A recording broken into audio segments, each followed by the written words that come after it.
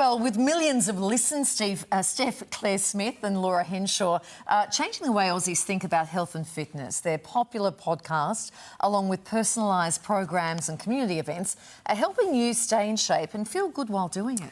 Now, the Melbourne besties are behind the Keep It Clean community, taking on another mission, rewriting our fitness resolutions to start the year in a healthier way. So founders of the Kick app, Steph, Claire Smith and Laura Henshaw, join us from Melbourne. Hi, girls. Hey. Nice to see you. Hi.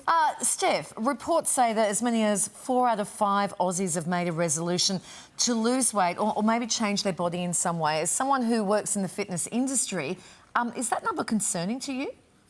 I mean, it's definitely concerning, but unfortunately it's unsurprising. And we know through talking to our community and outwards, 95% of us who set image-based or body image-based set resolutions fail those resolutions. And it's generally because the resolutions or goals themselves come with a very unrealistic routine, which just means that we start the year kind of setting ourselves up to fail. And it's not on us. It's on these kind of goals and resolutions that we hear all the time. Yeah. Hey, Laura, you say that social media and trends are significantly shaping these unrealistic goals. So what's the danger on the younger generation in particular with this?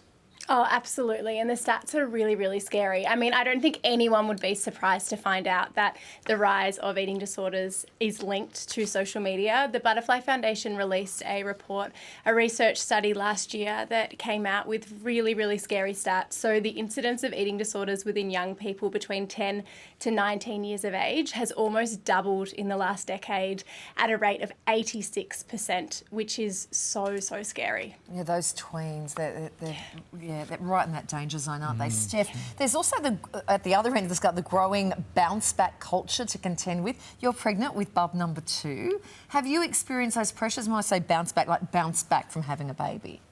Yeah, I mean, the bounce-back culture is something that personally, but also us at Kick are totally against. I mean, it was the whole reason that we launched Kick Bump along with my first, because I felt the pressure that society kind of places on women. You know, we're celebrated when we become pregnant in our pregnant bodies, and then all of a sudden we're made to feel like we have to hide all the evidence. And everyone's pregnancy, birth and postpartum experience is completely different. So to have that pressure to look the way that we did before kids is really unrealistic. And that pressure can also lead women into getting into exercise too quickly, which can cause some serious damage. And yeah, it's not needed. It's not necessarily. There's enough stresses and pressures in that time of your life anyway. Yeah, for sure. All right, Laura, let's head off down a positive path. Yes. Let's get on with this. What's your advice for anyone looking to set a health or fitness goal this year? It's still early. Yes, absolutely. So I've got a few tips for you. So number 1, work out your way. I think especially at this time of year, we can feel pressure to jump onto whatever movement is trending. But if, for example, running's trending right now, if you don't like running, you don't have to run. You're going to be so much more motivated to move your body if you choose something that you enjoy. So make sure you experiment with different workout types. Work out your why, that's really important, a purpose outside of the way that you look. So it might be to keep up with your kids, to stay energized, start small. Again, this time of year, there's so much pressure to go from 0 to 100. That is unsustainable, and we're never, ever, ever going to keep that up. So start small. As little as 5 minutes can make a really, really big difference every day in building those healthy habits. Listen to your body, and then most importantly, ditch the diet. So often at this time of year, we're focusing on restriction. So instead of focusing on, maybe you might say, I want to cut out takeaway this year. If that's all you say to yourself, all you'll be thinking about is takeaway. Reframe that to, I'm going to cook at home more often. And that way then you're focusing on what you can do instead of what you can't, which I find personally helps a lot. So is that what we mean, Steph, by saying it's also about the language we use, not just the actions? Is that what we mean?